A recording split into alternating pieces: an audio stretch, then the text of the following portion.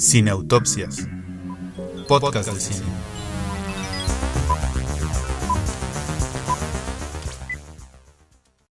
How do you do, ladies and gentlemen?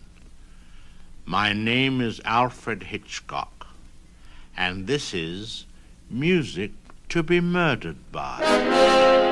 It is mood music in a jugular vein. Muy buenos días, muy buenas tardes, muy buenas noches, según en el momento en el que ustedes nos estén escuchando o viendo, ¿verdad? Hay que contemplar todas las posibilidades. Así es. Muchas gracias por estar aquí en nuestro 20º episodio, Julián. Un gran momento ya que empecemos con el número 2 en los episodios. Es una gran ventaja para nosotros. Estamos sin duda muy contentos. Y además hoy tenemos un programa especial. Entonces, Alberto, cuéntanos qué discutiremos hoy.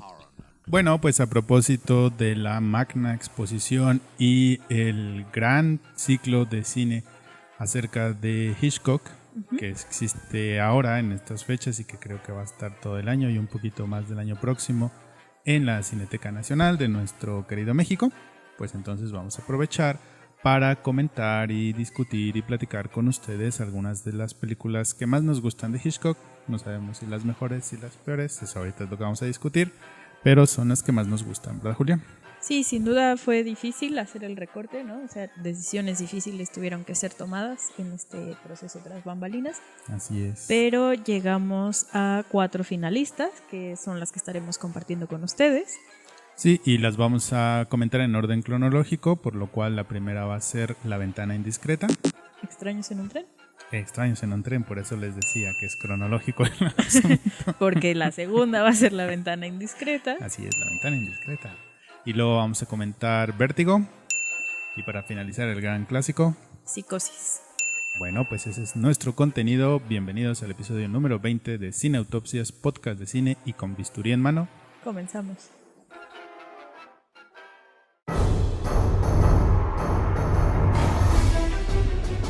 Reportando desde Hollywood, La Raza y varios más.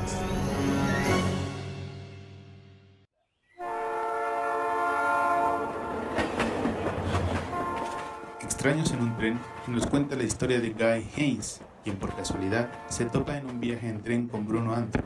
Este le propondrá un homicidio cruzado. Anthony matará a la esposa de Guy y este al padre de Anthony. Guy se lo toma a broma, pero ambos tendrán motivos para cometer estos crímenes.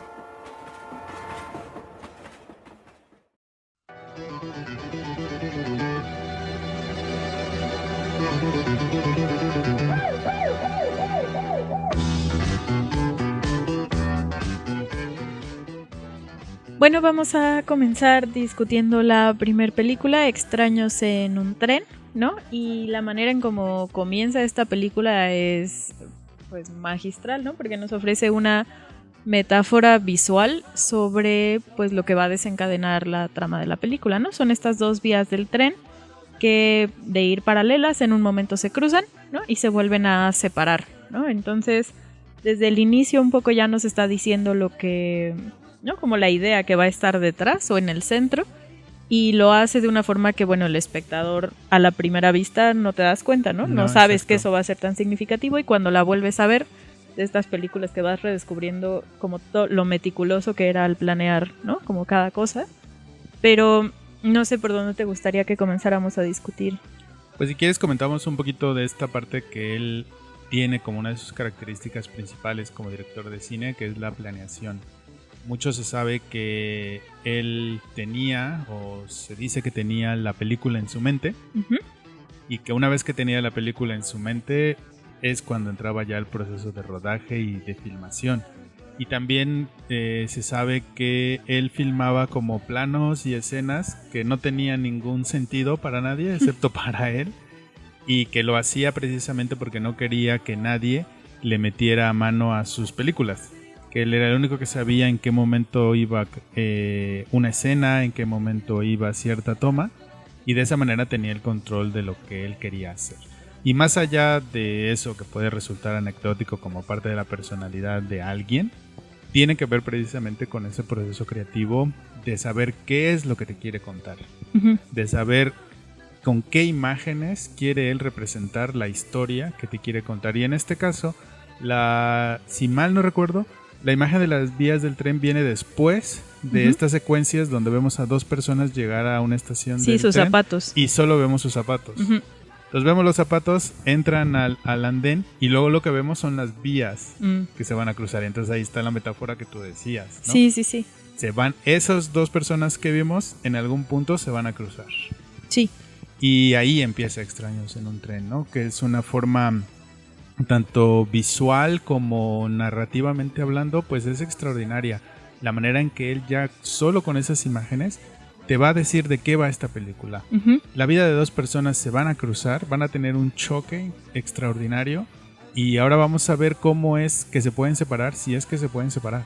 Claro, porque además, bueno, ya está pues todo este elemento, ¿no? Digamos de que más allá de la metáfora de las vías del tren y de estos caminos que se cruzan, ¿no? Junto con sus zapatos, está la cosa de, pues sí, de cómo las consecuencias de tus acciones te persiguen, ¿no? O sea que digamos eso sería lo diferente de las acciones humanas y las vías del tren, o sea, digamos se separan y como dices y ya, ¿no? En cambio parece que hay como ciertos cruces en las vidas humanas que aunque tú intentes deslindarte y separarte y huir, va a regresar, ¿no? Como un poco a perseguirte y las consecuencias van a estar ahí, ¿no? Un poco como el corazón delator. Ándale, exacto. Ahí va a estar desde lejos o desde cerca, pero amenazándote ese posible regreso de las consecuencias. Sí, y lo que tiene de padre la película es que esta idea de las consecuencias la explora, sí, a través de un asesinato que se comete, pero también a través de otro que pretendidamente se tiene que cometer. Sí. ¿No? Entonces, bueno, creo que la película explora un poco esta increíble premisa que lanza el personaje de Bruno Anthony, que es como el malo de la película, ¿no? Nos dice que todos somos asesinos en potencia. Sí. Y es un poco explorar precisamente cuáles serían las motivaciones que tendríamos para querer a una persona muerta, o incluso para nosotros mismos asesinar a alguien. Sí. Y esa exploración de los motivos creo que es lo que hace bien interesante a la película, porque este personaje de Bruno Anthony no tiene ninguna duda de que si él pudiera mataría a su padre. Solo que sabe que hay una ley, una moral, etcétera, etcétera, y tiene que encontrar una manera de crear el crimen perfecto. Pero el crimen perfecto no solamente es el mecanismo de ejecutarlo, sino el de los motivos. Ahí está la verdadera razón por la cual un crimen sería perfecto o no. Por los motivos que alguien tuviera para asesinar a alguien. Eso lo entiende perfectamente su personaje y por eso trata de enganchar a Guy Haynes, que es el otro personaje, que es un tenista, para que los motivos se mezclen, se confundan, el de uno y el de otro, y entonces se pueda llevar a cabo el crimen perfecto. Sí, algo que como dices, creo que es muy bueno de Anthony en cuanto a la exploración de los motivos, es que ya es como un elemento que va a estar como en todas las películas de Hitchcock, yo creo, como las pulsiones, ¿no? O sea, lo cerca que estamos de dejar de racionalizar, ¿no? Si un asesinato es bueno o es malo, sino de ceder a estos impulsos, de lo cerca que estamos, pues todos los días, como de ceder a estos instintos. Efectivamente, pues puede ser en este caso de querer asesinar a alguien, pero no querer las consecuencias, ¿no? Porque esa es la cuestión, que vivimos en una sociedad que castiga cuando cedes a estas pulsiones así libremente, y él tiene como este gran plan de decir, si logramos desaparecer las consecuencias porque no pueden rastrearnos, no pueden rastrear los motivos, y por qué me tendrían que asociar a mí, ¿no? Y digamos yo, para mí es como esa fantasía, además como de este personaje, ¿no? Que tiene claras patologías, ¿no? Que también va a ser como algo, como un tema, ¿no? En las películas de Hitchcock, que tiene una relación con su madre muy peculiar, ¿no? Que también lo vamos a ver después, pero además es, te digo, como poner en la voz y en el rostro de alguien esa voz en nuestra cabeza que dice, si no hubiera consecuencias, ¿lo haría? O sea, si pudiera hacerlo y no llegaran a mí, seguro lo haríamos todos. Sí, porque el personaje de Guy Haynes, que se supone que es como el bueno, ¿no? Pues sí, tiene un poquito más este conflicto moral de no, sí, matar es malo, no sé qué, yo no lo voy a hacer. Pero tampoco es un personaje que sea 100% bueno. Y justo en él está esa posición de que Bruno le da la opción de cometer su asesinato, el asesinato que él necesita, entre comillas, por supuesto. Y él sí lo duda, él sí va a decir, bueno, puede ser, y ya cuando sucede, dice, bueno, pues sí me conviene, y a lo mejor si ya no hago nada, no pasa nada, y sigo mi vida feliz. O sea, justo en ese personaje está ese dilema de si vas a seguir como a tus instintos, como a tus pulsiones, o vas a actuar conforme a la ley, por decirlo de esa manera. Sí, porque la cuestión con Heinz es, una vez que ya lo hace, digamos, cuando ves el resultado de lo que deseas, cuando lo que deseas se vuelve realidad, pues también te puede asustar, ¿no? Que creo que es lo que le pasa, o sea, como yo quería deshacerme de esta mujer para irme con la que sí quiero, pero no sé hasta qué grado lo deseo, porque una vez que ya está ahí lo que había pedido, me asusto, ¿no? Y regreso y trato de deslindarme y él como que se lava las manos, ¿no? O sea, sí, lo puede hacer. Todo el tiempo se quiere lavar las manos. Sí. Porque él le llama, ¿no? A Bruno, le dice, y la mujer me engañó y ahora ya no se quiere divorciar. Y entonces la situación aquí es, él puede lavarse las manos, pero lo deseaba, ¿no? Y por eso está tan asustado, porque sabe que él lo pidió y que por supuesto que él es cómplice y trata de convencerse de que no, de que Bruno nada más lo quiere como embaucar a él y llevárselo. Y que todo fue idea de un loco y que él quiere seguir con su vida feliz en la política. Sí, exacto, pero no, o sea, lo cierto es que pues lo contempló, sobre todo lo deseó, y ahora que ya lo logró es cuando no sabe qué hacer. Sí, efectivamente, y eso es una de las cosas geniales que tiene como el concepto general de la película, que tú sabes que Guy Haines no hizo nada, que en algún punto sí es una víctima, pero precisamente porque tiene motivos para poder hacer algo malo, el suspenso, el misterio está ahí, porque dice, sí, efectivamente, si Bruno se sale con la suya, él va a ser acusado de homicidio, aunque no haya hecho nada. Entonces tú te quedas como, wow, o sea, ¿qué es lo que estoy viendo? ¿Qué es lo que está pasando? Porque es una persona que no está haciendo nada malo, pero que los motivos que tiene para poder hacer algo malo, para impulsarse a hacer algo malo, lo convierten en culpable sin haber hecho nada. Pero habiéndolo querido, ¿no? Exacto, o sea, porque yo creo que esa es la cuestión que, como decía, o sea, vivimos en una sociedad que lo que nos dice es, pues tienes que refrenar tus impulsos, ¿no? Exacto. O sea, no puedes ceder a cada pulsión que se te ocurre. Y eso te ayuda como a introyectar la culpa, ¿no? Sí. A decir, no debería querer el mal de alguien, no debería querer que la hubiera matado, pero está contento. O sea, seguro hay una parte en donde dice, ya, o sea, mi problema ya se fue. Y no lo puede evitar, ¿no? O sea, no puede evitar sentir eso, lo cual hace como que la complejidad de los dos personajes sea muy buena, porque finalmente no es, como decías, no es el bueno, no es tan diferente de Bruno. En realidad lo único es que no logra liberarse tanto, ¿no? Sí, de aquellas reglas introyectadas, pero... Y Bruno ya está liberado, de alguna manera. Sí. Él ya está en un plano en el cual puede ser un acosador, en el cual puede hacerse pasar como una especie de loco que tiene ideas raras sobre la vida, pasar sobre la muerte. O serlo, claro, ¿no? Y su personaje es genial, ¿no? Yo creo que esas escenas en donde está acosando a Haines para que cumpla con su parte del trato, o sea, son completamente claustrofóbicas, a pesar de que el espacio que los rodea es súper amplio. Sí. ¿No? Es un muy buen personaje. Fíjate que yo creo que esta película también puede haber sido una película de Buñuel. Porque es un poco como el encanto del tedio del burgués. Sí. O sea, Bruno no tiene por nada que preocuparse en su vida. Y la posibilidad de, ¿no? Como de dejarse ir. Pues, exactamente. ¿no? Sí. Y a ver, como lo que decías es que fantaseamos todo el tiempo con dejarnos ir, ¿no? O sea, está esta vida burguesa y estamos con estas fantasías diarias de, ¿y si yo lo hiciera y si se diera? Pero lo que es increíble es, no, le tenemos más miedo a nuestros deseos de lo que pensamos, ¿no? O sea, si sí lo lográramos, ahí va a estar persiguiéndonos el deseo cumplido, ¿no? Como Bruno en estas escenas en donde está él al fondo nada más, viéndolo y esperándolo y diciéndole, tú lo querías, ándale, ahí lo tienes. Sí, es cierto. Y digamos, eso es como lo que es muy bueno, porque siempre creemos que si nuestras fantasías se cumplen, ¿no? Va a llegar una satisfacción o la felicidad. Vamos a estar liberados. Exacto, la alegría, ¿no? Porque lo que nos hace miserables es la represión. Y lo que vemos aquí es no, porque cuando te vas, ¿no? O sea, cuando te liberas de esa represión, hay culpa también, ¿no? Sí, o te puede asustar de lo que eres capaz de querer, por lo menos. Así es. Bueno, pues Extraños en un tren nos cuenta precisamente cómo se cruzan las vidas de dos personajes que tienen deseos algo perversos y bueno, que de alguna manera los van a llevar a cabo, les van a dar rienda suelta y es una exploración un poco sobre las consecuencias, la culpa, etcétera, etcétera, ¿no? Una gran película, sí. Se las recomendamos mucho. Mucho.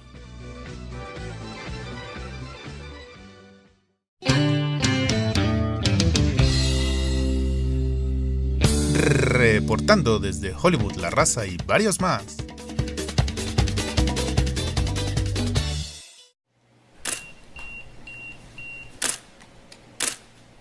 Jeff Jeffries es un fotógrafo profesional que debido a un accidente debe pasar varios días en una silla de ruedas.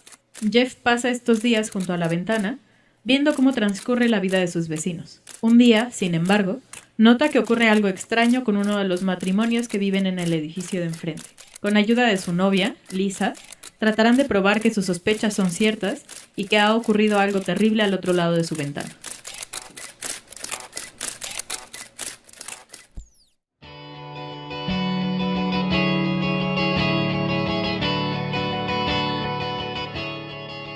Bueno, pues corre el año de 1954 y el buen Alfred Hitchcock estrenó una que es una de sus películas más celebradas, que es La ventana indiscreta, una película en donde se cruzan muchos temas, muchas historias, muchos personajes, aunque en realidad solo interactuamos con 3 o 4, ¿no? Uh-huh. Pero hay muchos personajes alrededor.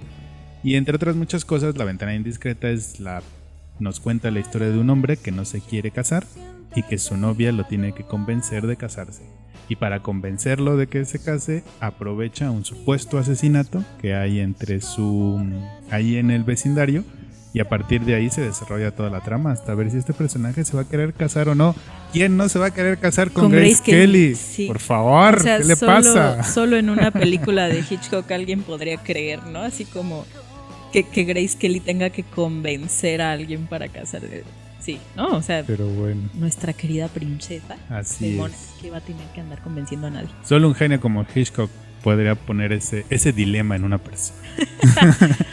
Pero, fuera hombre o mujer, cualquiera se quería casar con Grace Kelly. Digo, ahorita tal vez que lleguemos a Vértigo hablaremos como de esta aura, ¿no? De los personajes femeninos de Hitchcock, porque sin duda, ¿no? O sea, como que está buscando un perfil, está buscando, no sé, o sea, para mí es algo así como un ideal de belleza, ¿no? Que lo podríamos como cuestionar o criticar, pero que creo que ya empieza aquí con Grace Kelly, porque Grace Kelly, o sea, vaya, y su personaje, ¿no? Lisa. La crítica es que siempre está cerca de la perfección, ¿no? Como de algo inalcanzable. Y yo siento que va a estar esa aura de la mujer perfecta, inalcanzable, amorosa, o sea, y misteriosa también, que va a estar ahí y que tal vez lleguemos a Vértigo un poco más con eso. Sí. Pero ya empieza, digamos, la elección de Grace Kelly, ¿no? O sea, como el tipo de mujer y de personaje que quería.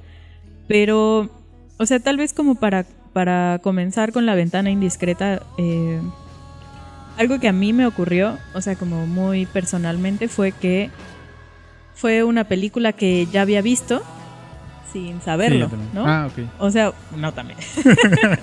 Sí, o sea, también la había visto antes de este programa. No, pero a lo que me refiero es, creo que, por supuesto, Hitchcock ya está como en este imaginario colectivo de todos nosotros. Incluso si nunca han visto una película, estoy segura de que si la ven, claro, se van a dar cuenta de que ya están familiarizados como con el lenguaje, las escenas, la música, ¿no? Por ejemplo, cuando era pequeña me gustaba esta caricatura de Rocco, La vida moderna de Rocco. Uh-huh. Hay un episodio que es La ventana indiscreta, ¿no? O sea, y entonces también y es todo, es lo mismo, pues, ¿no? Solo que no hay un asesinato, ¿no? Porque estábamos en una caricatura de Nickelodeon y la esposa sí se había ido de vacaciones, ¿no? Y ella sí regresa, y claro, también está en Los Simpson, ¿no? O sea, y digamos, Los Simpson y Hitchcock tienen una relación como amplia y tendida. O sea, desde Cómo atrapar al ladrón, ¿no? Que casi como cuadro por cuadro está ahí. Pero aquí también, ¿no? O sea, ya había visto el episodio de Rocco, ya había visto el episodio de Los Simpson. Uh-huh. Y llegas a la película, ¿no? Y te das cuenta de lo que te habían contado y de cómo en mi caso, o sea, creces con esa historia sin saber, ¿no? Que estabas Sí, efectivamente. ya viendo una película de Hitchcock. Y la cosa es como cómo se quedó esta como posibilidad de contar una historia en fragmentos, ¿no? O sea, de cómo le puedes dar al espectador la posibilidad de ir completando la trama junto con el personaje principal, porque igual que el personaje principal está viendo a través de una pantalla, ¿no? O sea, igual que tú como audiencia estás separado de la acción, estás viendo a través de una ventana, a través del cine, una historia que te van a ir contando en fragmentos, y aquí tienes la posibilidad de irla armando al mismo tiempo que la van armando los personajes de la película. Sí, porque tú no tienes ningún otro dato más que los mismos datos que estos dos personajes principales van recolectando de lo que ven a través de su ventana. Sí, porque en otras películas, por ejemplo, tienes como una perspectiva desde fuera, ¿no? O sea, como espectador a veces tienes acceso a más información o a otras cosas que hayan pasado antes, y aquí no, aquí tienes solo como los elementos que él puede ver. Es más, tiene ciertos datos que tal vez el personaje de Jeff no tiene, como cuando se queda dormido y tú estás viendo a los vecinos, ¿no? Serían como las únicas cosas, pero en realidad lo que tienes es como una narrativa desde la primera persona, que por eso puede como implicar mucho más a la audiencia, porque tú, igual que él, estás sentado en una sala del cine sin moverte y viendo qué pasa. Sí, justo es lo que te iba a decir. Te ponen a ti como el personaje principal de la película, porque toda la película en realidad está filmada en un solo lugar. Sí. Y bueno, yo caí en cuenta de eso esta vez y la otra que la vi, lo que sea, no sé, como ya a la 1:30. O sea, yo dije, no hemos salido del departamento de este hombre y todo lo que ha pasado, pero eso, ese efecto es gracias a que, como tú muy bien lo dices, tú eres el personaje, porque tú vas descubriendo la trama, tú vas descubriendo las implicaciones, los errores, los aciertos, tanto de uno como de otro personaje, al igual que los va descubriendo él. Sí, y bueno, no solo no sales del departamento de Jeff, no sales de la sala, ¿no? De Jeff, y casi como junto a la ventana. Sí, exacto, como todo ocurre, pues sí, en un único lugar. Y la situación es esa, igual que tú en la sala del cine, ¿no? Igual que tú en el único asiento en el que vas a estar. Entonces, a mí ese tipo como de implicar a la audiencia me parece que es como una de las razones por las cuales se ha quedado tanto como en el corazón y en la mente de todas las audiencias que han visto esta película. Supuesto. Porque fue una forma nueva de contar las cosas. ¿Me explico? Ya no eres, porque hay como esta distinción, ¿no? Podría ser un espectador pasivo. Tú llegas al cine, te sientas, te cuentan una historia, te ríes, no sé, te vas.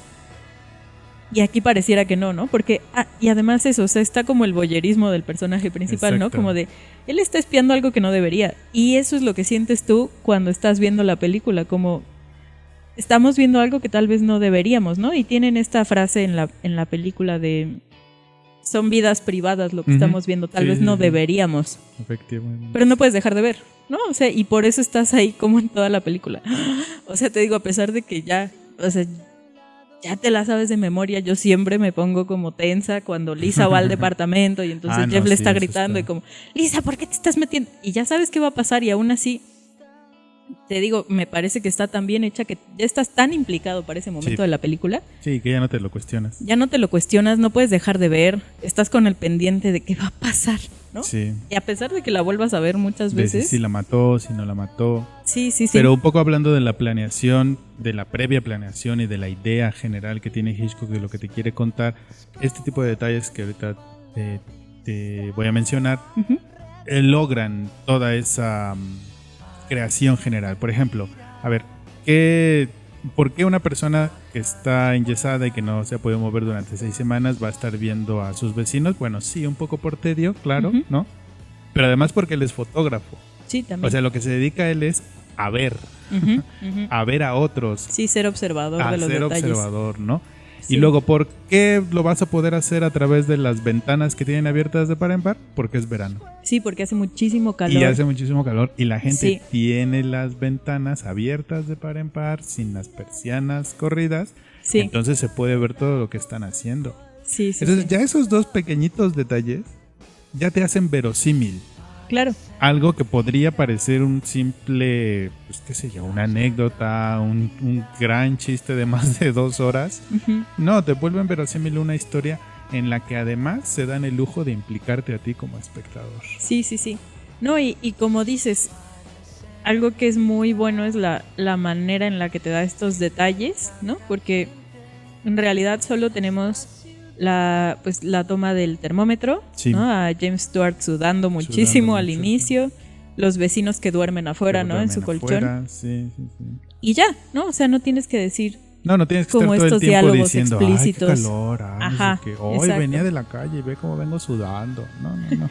Y como dices, eso ya es suficiente, ¿no? O sea, Ujú. está en la planeación de los últimos detalles, el que no tenga que perder el tiempo contándote eso y sí que se ponga a hacer como el ambiente que necesitas. Efectivamente, que te lo cuente en imágenes, Sí, ¿no? Sin necesidad de un diálogo trivial o vital, lo que sea, no. Lo importante es que la imagen es parte de la historia y que te está diciendo cosas importantes para la historia. y además tiene algo que bueno, también creo que habrá posibilidad de comentarlo, pero no sé si aquí es donde más se ve como este elemento que creo que está en el cine de Hitchcock, como de pronto puede ocurrir algo violento, inesperado, en lo más cotidiano, ¿no? Porque Sí, nunca dejas de es perder verdad. el contraste con los otros vecinos, ¿no? O sea, con la vecina deprimida porque no Sí, porque logra está salir sola. con nadie, Ujú. el pianista, la bailarina.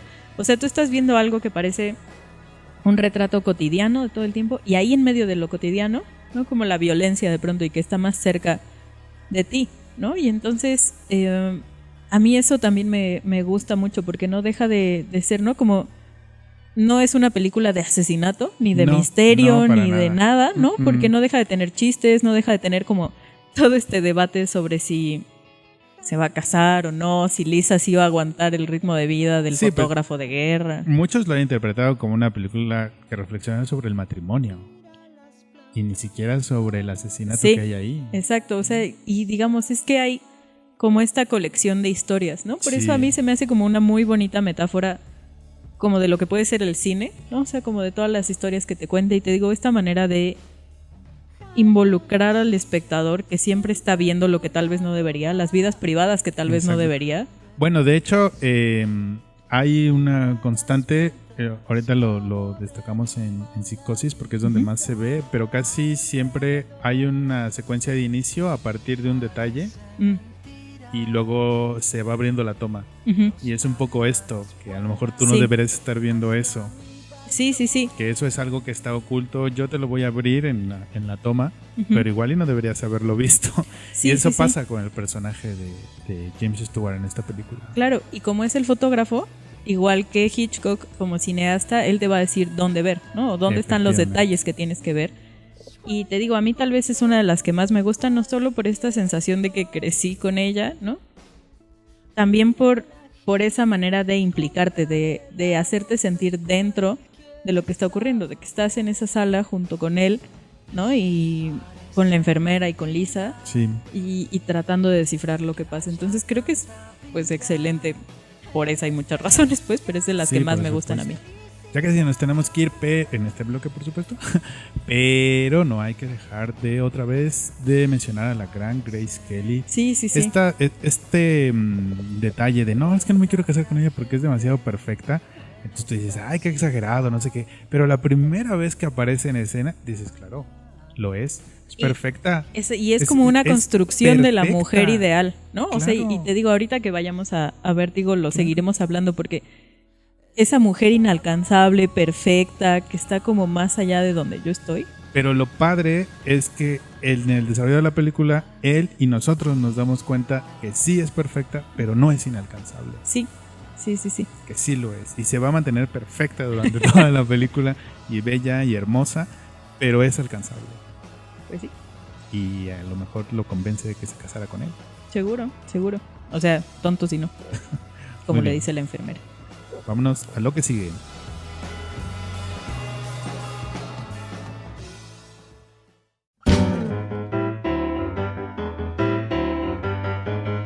Solo porque nos gusta.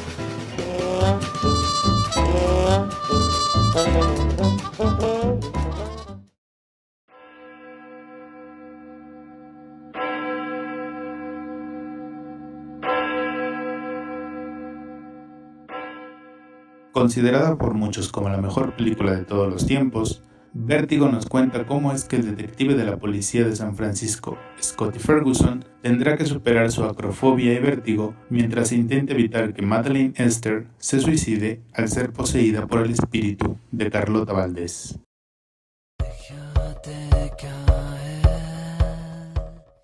Pues continuamos con la tercera de las películas que elegimos de Hitchcock, que como les dije fue una decisión difícil, pero en el caso de Vértigo no podíamos dejarla fuera, ¿no?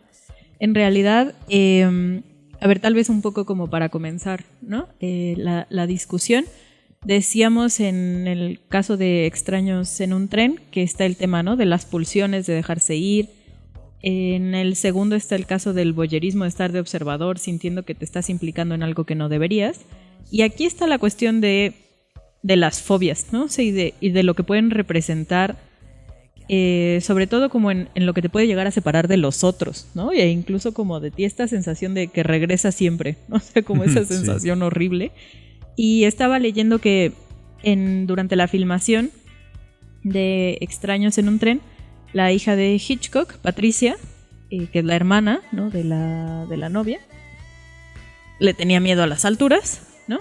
Y entonces Hitchcock, que tiene pues fama de sádico, ¿no? Y de no contar con el consentimiento de las personas para ponerlas a prueba, que le dijo, pues te doy $100 si te subes a la rueda de la fortuna, ¿no? Que tenían en esta escena del parque de diversiones. Y entonces Patricia se subió y Hitchcock, cuando ya había llegado Patricia a la parte de hasta arriba, le pidió al operador que detuviera el movimiento de la rueda y que apagara las luces, y la dejó ahí como en el pleno blot, o sea, a tu hija. Terapia de shock. Sí, o sea, y creo que eso es un poco también de lo que vamos a hablar ahorita en Vértigo, ¿no? O sea, de terapia de shock, pues, porque la cosa es, ¿qué pasaría, no? Si tuvieras que enfrentar como tu peor miedo, ese que te congela, y vas a estar ahí, y no va a ser fácil, ¿no? O sea, no va a ser como una revisión psicoanalítica de tus fobias en un ambiente seguro, ¿no? O sea, parece que para nada. Es exponerte como a la plena amenaza, y te digo, para mí como esta sensación de que regresa siempre, o sea, que no la superas, sino que tus fobias te van como persiguiendo, te van revolcando tipo olas del mar, así. Entonces, bueno, Hitchcock al parecer lo aplicaba en la vida real, ¿no? Con su pobre hija, Patricia. Así es. Y pues bueno, o sea, vamos a ver cómo explora ahora este tema de las fobias en Vértigo. Bueno, pues yo no sé si vamos a ver cómo lo explora, porque a mí la verdad es que me voló la cabeza volver a ver Vértigo. Yo no puedo despegarme del impacto y de las vueltas de tuerca que tiene la historia. Yo no sé por qué extraña razón, yo recordaba Vértigo una película un poquito más aburrida. Igual y la viste a otra edad. Un poquito más lenta. ¿Sí? Y como así, sin entender muy bien qué estaba pasando. Y ahora sigo sin entender qué está pasando, pero la verdad es que fue pues eso. Yo creo que el Vértigo también es para el espectador, que estamos viendo el desarrollo de esta historia y todas las 3 vueltas de tuerca que tiene. Uh-huh. Que después ya lo pensé y se van a repetir en Psicosis, esas mismas 3. Ok. Pero ahorita platicamos de eso. Pero no sé, y bueno, por alguna razón, vamos, no por nada, Vértigo fue considerado durante muchos años como la mejor película de todos los tiempos. Sí. Le preguntaban a especialistas, público, así general, y salió, creo que por 20 años, como la mejor película de todos los tiempos, incluso por encima de Ciudadano Kane. O siempre suelen ir juntas, ¿no? Esas dos. Sí, o siempre suelen ir juntas. Entonces, bueno, la verdad es que Vértigo es esto, ¿no? Es efectivamente, es una exploración de esta fobia, ¿no? De este problema que tiene el personaje de James Stewart, de que tenerle miedo a las alturas y eso le provoca el mareo y por lo tanto que se desmaya. Eso le impide realizar su trabajo como detective. Uh-huh. Que además, hablando otra vez de la importancia de los detalles, Hitchcock se toma el tiempo para explicarnos cómo es que esta fobia nace en él. Uh-huh. El trauma, ¿no? El trauma, no es que sea de, ay, oye, tienes vértigo tú, ¿verdad? No te subas ahí, no sé qué. Así como o sea, no es un miedo a las alturas como el que... Irracional o... Irracional o gratuito, tal vez, ¿no? Eso, gratuito. No, hay toda una explicación. Sí. Y esa explicación luego te sirve para ponerte en contexto con lo que va a pasar más adelante, ¿no?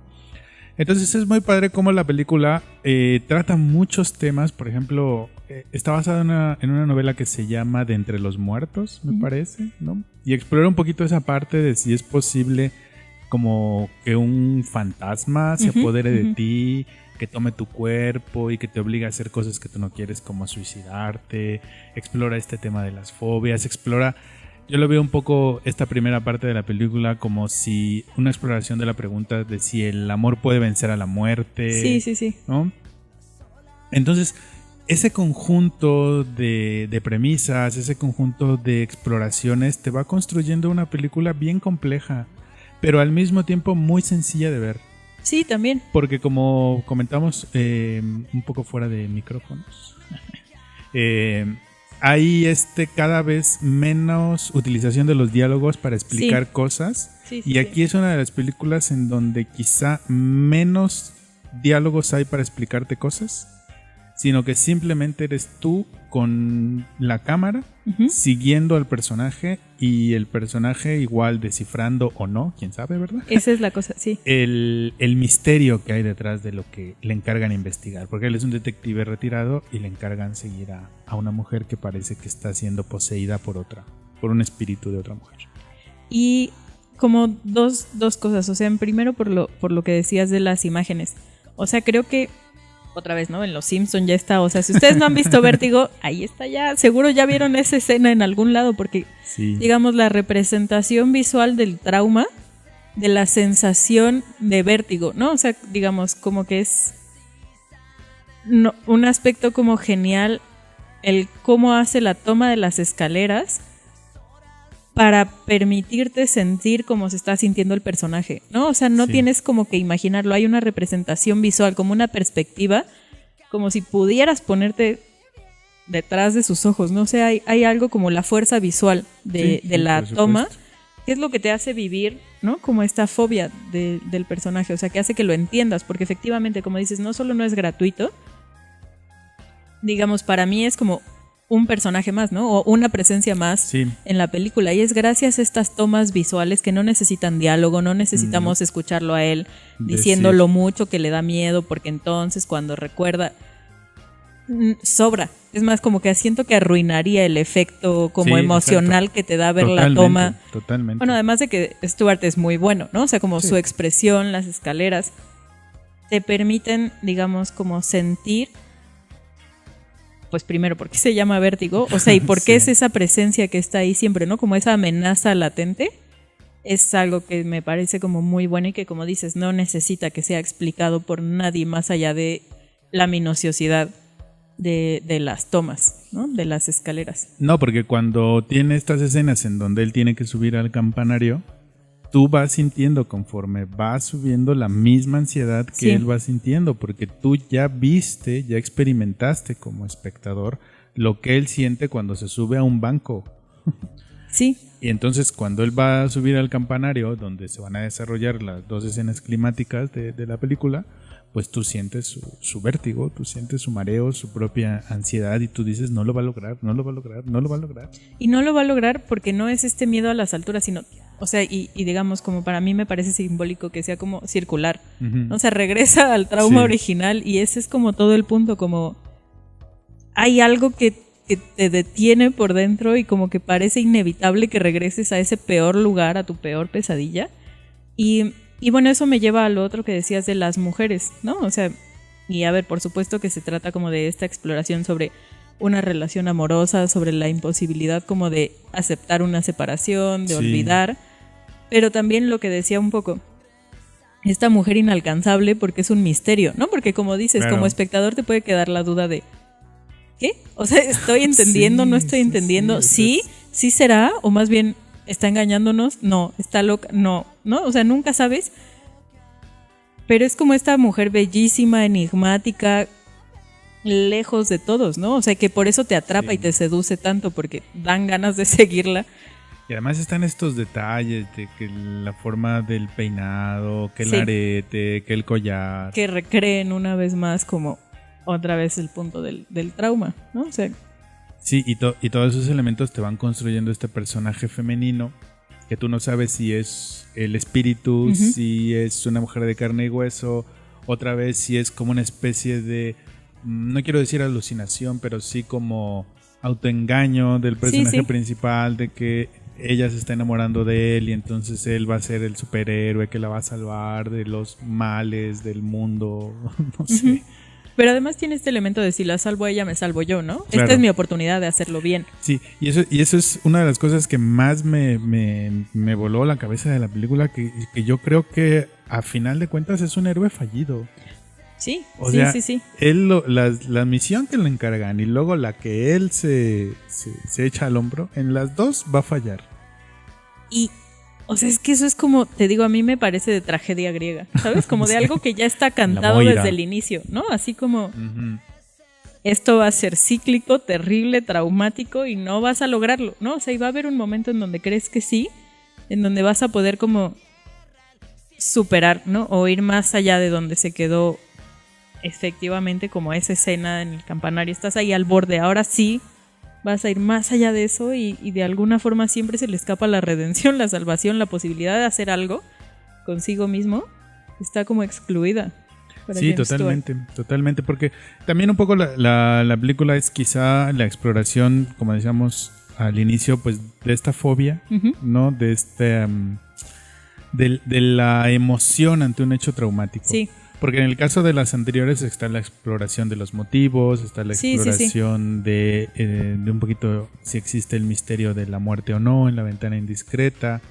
Pero aquí tiene que ver más bien sobre cómo el personaje va reaccionando emocionalmente ante las situaciones. Y algo que excede tu control, ¿no? O sea, que Sí, claramente exacto. excede tu control y tu comprensión. O sea, aunque intentes racionalizar lo que está ocurriendo, entre más intentes racionalizar y entender lo que está pasando en la película, menos lo logras. atrapas lo que está pasando. Y justo eso me pasó a mí. O sea, justo por eso a mí me voló la cabeza, porque cada vuelta de tuerca yo decía, pero bueno, entonces ahora de qué se va a tratar la película. Sí. O sea, y luego venía la otra, yo decía, pero es que ya me habían dicho que iba para un lado y ahora está yendo para otro, ¿y de qué se va a tratar ahora la película? Y entonces al final, cuando pasa el final, tú dices, ¿qué? O sea, cuando tú esperas que los protagonistas se den un beso de amor, ¿no? Para ganarle a la muerte. redención sí. Porque es un poco, ¿no? Ganar. Sí, Porque sí, incluso él le dice, ella le dice, vamos a intentarlo, vamos a amarlo. Y le dice, no, es demasiado tarde. Pero pues tú dices, bueno, pues es una frase ahí como, Fatalista. sí, ¿no? Y ahorita le da el beso y lo convence. Ya tienen, ustedes vean el final. Y esto que decías, que se va a replicar en Psicosis. O sea, yo creo que vamos a tener que hablar de eso. O sea, de las vueltas de tuerca de Hitchcock, de cómo juega con el espectador Eso. emocionalmente. Tú crees que estás viendo una Sí, película, ¿qué pasa ahí? a los 40 minutos, no, Ya es otra. Y de Ya pronto, es otra sí, película. sí. Y a ver, seguro lo podremos discutir ahorita más. Con eso empezaremos. Psicosis. Pues vámonos con Psicosis.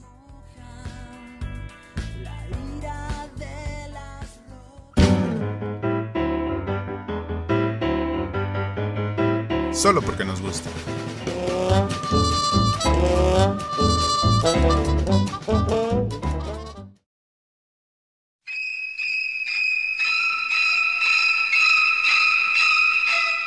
Marion Crane ha decidido tomar la decisión más riesgosa de su vida y robar $40,000 en efectivo para comenzar una nueva vida al lado del hombre que ama.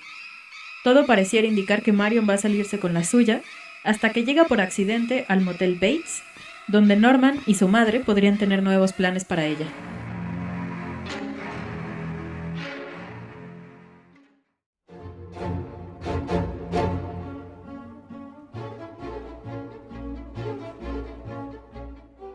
Bueno, pues es el año de 1960. A Hitchcock ya no le quedan muchas películas por hacer más adelante, pero sin embargo nos entregó Psicosis, que sin duda es una de las películas que más está en la conciencia colectiva de la humanidad, no solamente de los cinéfilos, porque pasa un poco Sí, lo sí. mismo que decías con La ventana indiscreta. Es una película que hemos visto o que hemos oído en Sí. muchos lugares y a lo mejor no sabemos qué es Psicosis.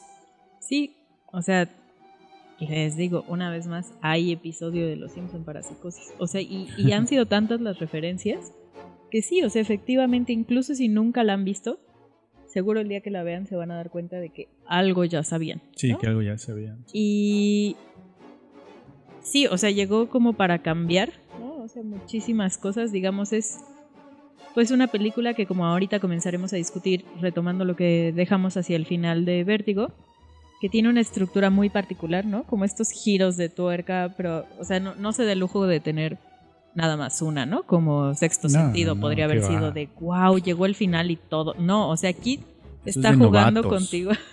Sí, porque para lograr darte la vuelta así, ¿no? O sea, digo, les vamos a arruinar, ¿no? Porque si no han visto Psicosis, chicos, ¿qué está pasando? Pues sí. Pero, o sea, digamos, fue la primera película en donde como a la mitad la protagonista ya no está, ¿no? O sea, como... O la supuesta protagonista. Por supuesto, además, porque pero llevábamos como una hora, ¿no? Más o menos 40 50 minutos. Yo lo cronometré. Lo cronometré. O sea, es que llevamos 40 minutos y además estás como... Pues sí, o sea, siguiendo las pistas que te va dando Hitchcock, de, ¿no? Como las voces que oye en su cabeza de, ay, ¿a poco se escapó con el dinero? Sí, no. ¿Y qué va a hacer? Y, ay, y entonces tiene, como dices, los motivos y empiezas a rastrear. Pues sí, porque ahora con el dinero y se va a ir con el novio y van a ser felices o las van a cachar o no, ¿no? Y parece que lo que tienes que hacer como espectador es ir siguiendo las pistas para ver si ella logra como escapar de su rutina. Exacto. Y estar con su chico, ¿no? Y uno va ahí como poniendo mucha atención a las pistas, por supuesto, hay un policía muy atento. Que lo empieza a seguir y tú dices, ching, ya la va a agarrar el que el policía. Jefe la haya visto. Que el ¿no? jefe la haya es visto, como, no, sí, pues sí, ahorita sí. se va a complicar más y la van a seguir. El policía seguro vio las placas y... No, o sea, y tú estás poniendo atención a todos estos detalles porque tú crees que te van a servir. Y luego hay una parte en donde ella cambia de carro y tú dices, sí, porque ya la vio el policía, entonces va a cambiar de carro para despistar. Pero, oh, sorpresa, el policía está enfrente viendo cómo cambia de carro. Sí. Y tú dices, ay, ¿entonces ahora qué va a hacer? ¿Cómo se va a dar a la fuga? Claro, y se le olvidan las maletas, ¿no? O sea, como de que actúa de manera muy sospechosa. Tú estás ahí pensando, en cualquier momento le van a cachar los 40,000, en cualquier momento va como a desatarse algo, la catástrofe, no le van a salir los planes. Y les digo, uno está ahí haciendo la tarea porque una vez más es una película que implica al espectador mucho, ¿no? Porque tú tratas de adelantarte, de ir viendo todas las pistas, de tratar de anticipar qué va a ocurrir y no te va a servir de nada. De nada. A los 40 minutos Hitchcock va a decir, pues va, ¿no? Esta es otra historia, ¿no? No es la historia de la chica con el dinero que roba y que... No, o sea, no es su película, no trataba de eso. No. Y entonces, bueno, pues se convertirá entonces ahora en una película sobre asesinatos, ¿no? Porque pareciera, llega el detective, ¿no? En esta segunda mitad y entonces el misterio y quién podrá haber sido. Empiezan a analizar las pistas, van con el novio, la hermana. Y no es esa película la que estamos viendo. Tampoco es esa película de detectives y de resolver quién lo mató. Porque además parecería, y eso es pues una de las cosas que son brillantes, ¿no? El espectador cree que sabe quién mató a Marion desde el inicio. Y tú dices, pues es que yo ya sé, ¿no? El detective y el novio. Ya nada más parece que la película va a ser sobre cómo se van a dar cuenta ellos, porque tú ya lo sabes. Exacto. Y entonces como ese guiño que hace Hitchcock al espectador de tú ya sabes, ¿no? O sea, nada más es como tú y yo ya sabemos. Fíjate estos pobres que no saben cómo se van arriesgando para descubrirlo. Y una vez más, ¿no? Está esta escena que a mí me parece muy... similar en cuestiones como emocionales, de cuando Lisa entra al departamento, ¿no? En la ventana indiscreta, a cuando la hermana de Marion ya decide entrar. Entra en ¿no? acción. Y entonces está lo mismo, ¿no? Como de qué va a descubrir, no debería estar ahí. Exacto, sí. Y pues no es lo que nadie estaba esperando, ¿no? O sea, es como increíble, se trata pues. De eso.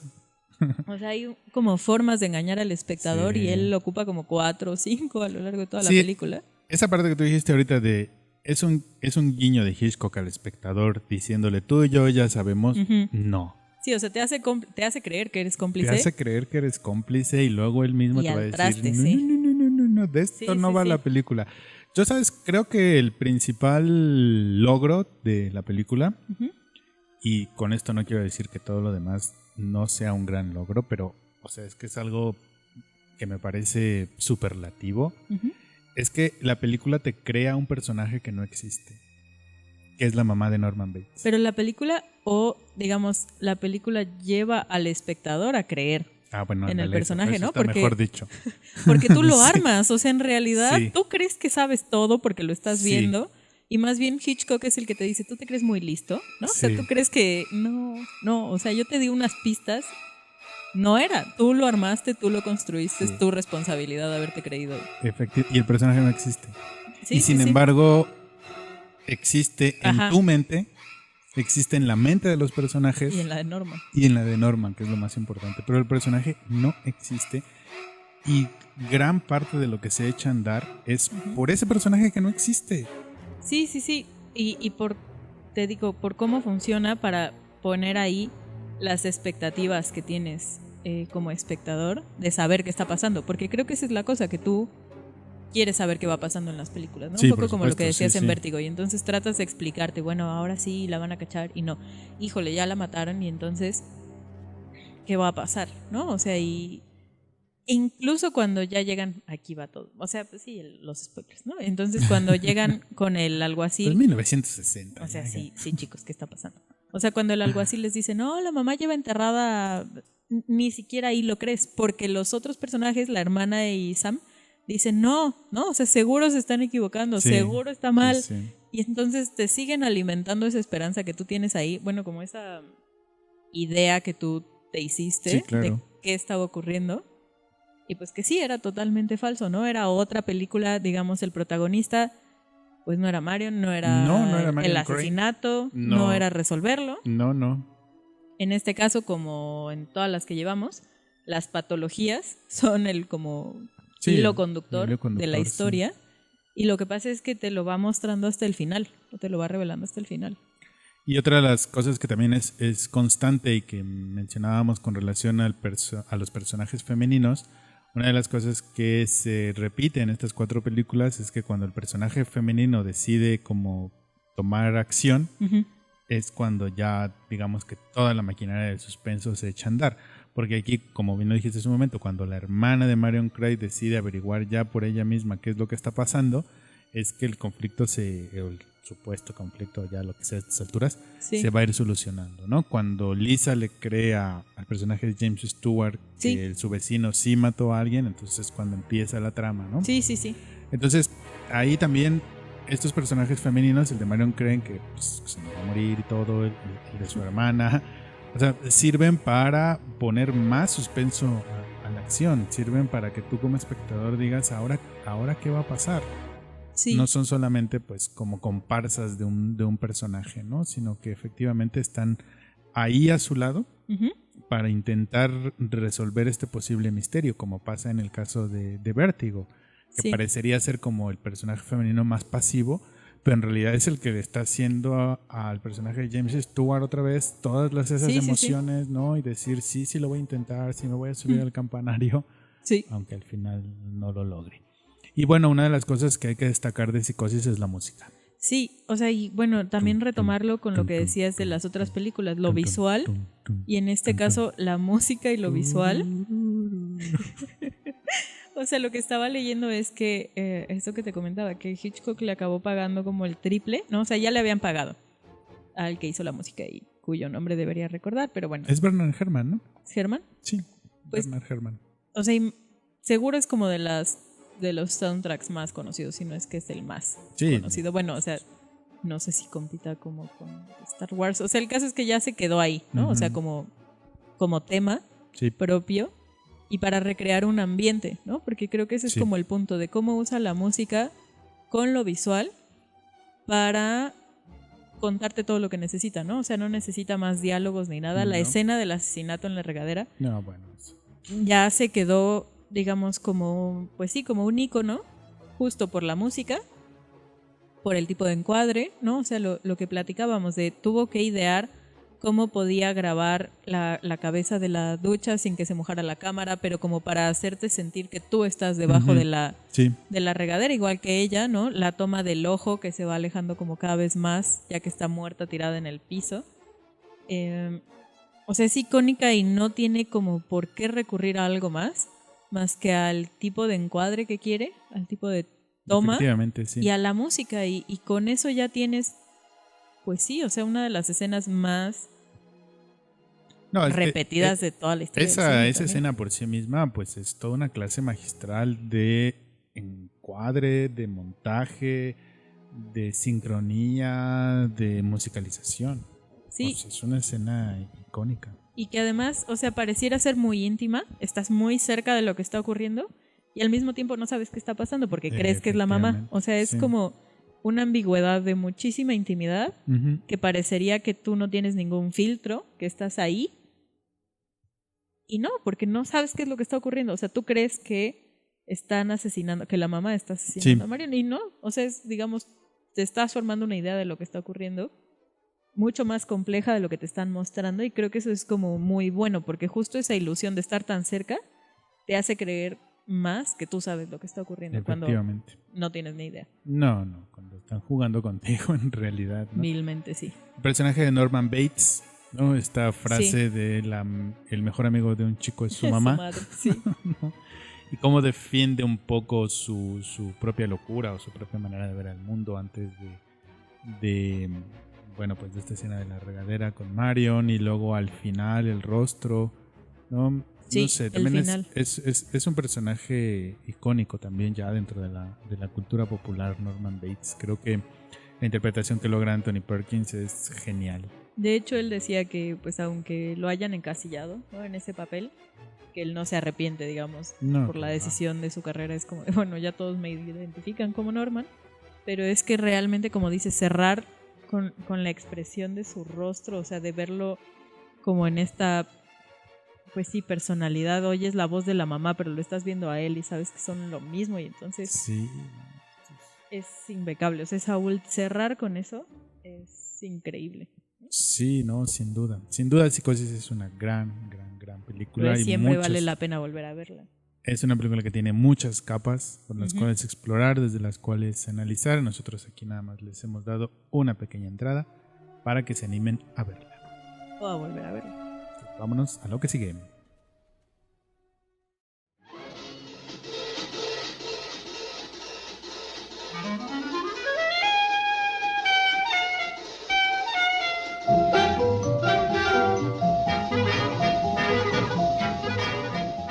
Bueno, así es como llegamos al final de este episodio especial dedicado a Hitchcock, y con pretexto de la exposición que habrá ahora en la Cineteca, que seguro será muy buena, y el ciclo de cine, en donde también la verdad es que no es para perderse la oportunidad de ver estas películas en pantalla grande, ¿no?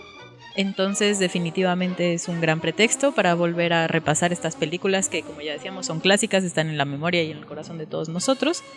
Y pues bueno, fue un placer compartir estas 4 películas. Nos faltan muchas. Claro, pues tan solo en el ciclo son más de 30 películas lo que van a pasar. Si ustedes están aquí en este país, pues vayan a ver alguna o vayan a ver todas. Si no están en este país, pues las pueden encontrar en YouTube. En muchos lugares pueden encontrar las películas de Hitchcock. Así que nosotros les recomendamos estas 4. Pero vean ustedes estas 4 y otras muchas, y déjenos sus comentarios, sus impresiones, sus reacciones en nuestras redes sociales, que son Twitter, Facebook e Instagram. Ahí nos encuentran como Cine Autopsias. Y pues recuerden que pueden escucharnos ya sea a través de iVoox, de iTunes, o vernos también a través de YouTube. Y suscríbanse a nuestro canal para que les llegue esa notificación cada vez que subamos un nuevo episodio. Así es, le agradecemos mucho al señor postproductor Lázaro Moreno. Gracias, Lázaro, donde quiera que estés. Por la mezcla y el cuchareo. Paula en la cabina de audio. Gracias, y los controles, ¿no? Y les agradecemos a ustedes por habernos acompañado estos 20 episodios, y nosotros seguiremos adelante con muchos episodios más y esperamos que ustedes también. Muchas gracias, Julián. Gracias, Alberto. Y muchas gracias a ustedes, así que nos vemos y nos escuchamos en la siguiente autopsia. Hasta entonces. Este programa fue conducido por Julia Muñoz y Alberto Ruiz. Postproducción, Lázaro Moreno. Idea original, Alberto Ruiz.